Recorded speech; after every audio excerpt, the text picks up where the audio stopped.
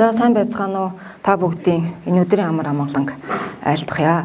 За өнөөдөр энэ ЮНЕСКОд бүртгэлтэй өгөөдийн талаарх миний бие энэ мэргэд гарахын орон нэр тогтоосон даяг тойл бичгийн агын татсанд барлуулсан энэ модон барын тухай та бүхэнд товчхон танилцуулах юм а. За тэгээд хугацаа маань нэлээд хоцорж байгаа учраас би бас нэлээд товчлоод явчихъя гэж бодож байна. За мэргэд гарахын орон толийг бол бид нар бүгдээрээ мэднэ. Одоо ганжуур данжуурыг орчуулах ажлын данжуурыг голчлон данжуурыг орчуулах ажлын бэлтгэл болгож энэ тойл бичгийг бол 1742 онд Жанжаа утгах тэргүүтээ Эрдэмтэн мэргэд бол эмгтгэж хэвлүүлсэн байдаг. За мэргэд гарахын орон бол Жанжаа утгатын сүмбүмийн 7 дугаар энэ андуурсан юм шүү дээ. 7 дугаар бот буюу одоо жа ботод бол дангаараа төвд хэлээрээ байдаг. Харин төвд Монгол хадмалаар бол Бээжинд барлсан хэвлэл байдаг. Энэ 1742 онд барлагдсан гэж тэмдэглэдэг баха. За үүний дараагаар төвд Монгол хадмалаар мөн Буриатын агын татсанд барлсан байгаа. За энд бол Жанжаа утгатын сүмбүмд байдаг барын зураг харагдаж байна. За Бээжин барын хэвлэл харагдаж байна. За энэ бол Буриатын агын татсанд хийлгсэн барын зураг харагдаж байна.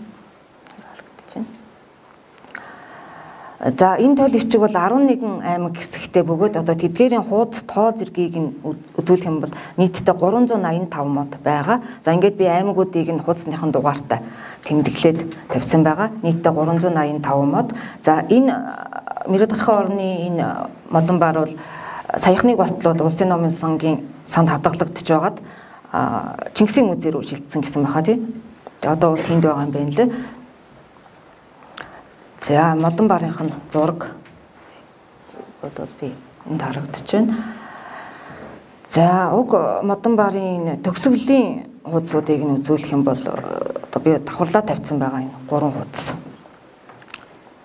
үзүүлэх юм аа. За энд энэ агын татсанд барлсан хэвлэлд байгаа энэ төгсгөлийн үгийг нь уншиж сонсох юм бол нэг 5 мөр шүлэг бичсэн байна л да. За суваасти асар оногт гоёо бэрх хэдий гүн нарийн утга боловч арга билгийн үүдээр төдий төрүүл үгүй мэдгч ариун шашин эрднийг гээгүүлэхгүй тодорхой мэрэгэн зул аврал гитлгэгч уралбий доржийн ачийг дурдмөө илэрхий мэрэгэн түүний тааллын дэвжин өснөрөөс илт гарсан сайн утгын гэрлийн давлгаат саран ямагт мэргэд гарахын орон хэмээгдэх даягүйгээр ядагдшгүй сэтгэлээ үл булаагдах оюуны нүдтэнхийн үлшгүй ялгуусны зарлиг хийгээд шаштар хөрвүүлсэн бүхнийг өргөн их Монголын хэлэнд орчуулах хийгээд үнэхээр эрдмийг зүрхнээс хүссэн оюуны шинжилтэнд үлэмж гайхамшигт сайн номлолд энэ нь маш хэрэгтэй. Энэ учирт их хүрээнд шин тогтоод байсан элдв ном бичгийн хүрээлэн хэмээгдэх олон хэлний эдүүгөө олдгүй чухаг олон зүйл ном дэвтрүүд элбгээр оршсон орноос шалтгааныг найруулж хэвд гаргамуй оролцсон үгээрч хамаг амьтан дотоод ухаан тэргүүлэн олон зүйл ухааны орон мэдэгдэхүүн бүхэнд уршигт мохгуудын харанхуйг насад арилгаад оюуны линхуа түргэнээ дэлгэрэх болтугай химэн хамгийн айлдах Жанжаа утгад Оролбий доржийн зохиосон даяг мэргэд гарахын орон үүнийг Монгол улсын нийслэл хүрээний судар бичгийн хүрээлэнгээс шалтгаан найруулад Монгол ард улсын 10 дөтгөөр он 15 дугаар арвжунгийн 90 модон хулган жилийн хаврын сүүл сарын нагва сард Буриатын агын хийдийн хавьяат газраа хэвийн мод бичих ба сийлэх тэргүүтнийг хичээж хэвд босгох үед тэмдэг үүнийг гавж аюур бээр бичвэ гэсэн төгсгөлийн үг бичиж хэвлсэн байгаа. За энэ хэсэг бол Бээжингийн хэвлэлд байдаггүй зөвхөн агын татсангийн хэвлэлд байгаа гэсэн үг. За эндээс юу харж болох вэ гэхлээр энэ одоо мэргэд гарахын орон энэ чухал тойл бичгийг бол нэлээд чухалчж үзээд энэ 1924 онд судар бичгийн хүрээлэнгээс захиалж агын татсанд хэвлүүлсэн юм байна гэдгийг харж болно. За энд бол бичээчээр нь бол энэ агын хийдийн хавьяат хин аюур гэдэг хүн ажилласан бололтой шиг байна. За ингээд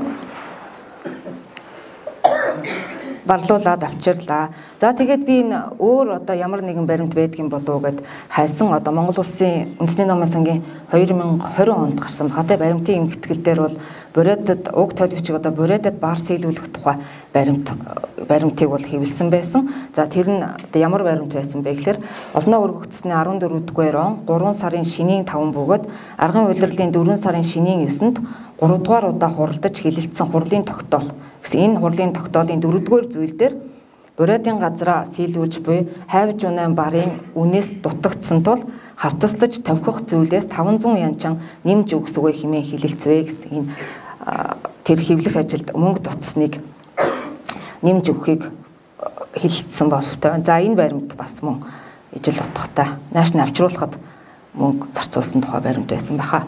За ингээд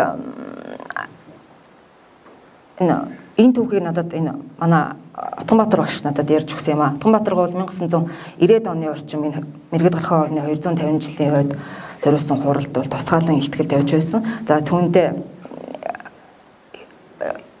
тэр илтгэлдээ бол тавьсан гол зүйлээ бол надад ингэж ярьсан юм а. Энэ 1950 хэдэн оны үеэр энэ Улсын номын санд ажиллаж исэн энэ гомжууга, гончиг доржгоо нарын мэргэд гарахын орны бараа 50-р шилжүүлээд зөөс юм байна л да. Тэгтэл нэг хэдхэн мод тутсан юм байна. Тэгтэл гомжууга одоо яана энэ чухал бараас маань одоо хэдэн ном тутчлаа. Яах вэ их гүйцэхгүй гэсэн тийм яриа болсон байна. За тэгэхэд гончиг доржгоо бол одоо нутгийнхаа нэг уран дархан хийдэг саяхны хүртэл одоо бар хатгахжсэн хүнд хилээд сүр зар бололгүй нөхөд ингээд барынхын модыг хийлгье сийлүүлээд авъя гэсэн байна. За тэгээд гимбэлгойд бол захиалаад нэг 100 хэдэн модыг гүйцээгээд барлуулад авсан юм байна. За жоохон боломж байсан бол би уг нь Улсын номын сангийн тэр байхад нь тэр хайвж унаа барыг үзье гэж бодсон. Энэ жоохон ялгарх байсан байж магадгүй гэж Отгонбаатар багш надад хэлсэн. Сүүлд нэмсэн учраас тэгээд хараахан тэгж амжсангүй. За тэгээд дараагаар нь бол энэ Богдын музейд Отгонбаатар багш ном үзээд явж байхдаа энэ хайвж унаа тэр тутсан модон барыг үзсэн тухайга хэлсэн. За тэгээд тэр Богдын музейд байгаа тэр дарцын зургийг энд үзүүлсэн юм а. Энэ Барчингийн аймгийн 12 дугаар хуудас байсан баха. За тэгээд энэ модон барыг бол Монгол Улсын засгийн газрын 2012 оны 105 дугаар тогтоолоор түүх соёлын хосгүй үнэт өвд 2016 онд ЮНЕСКОгийн дэлхийн дурсамж хөтөлбөрийн Аз намхан далайн бүс нутгийн баримтат өвийн жагсаалтад тус бүртгэсэн юм байна.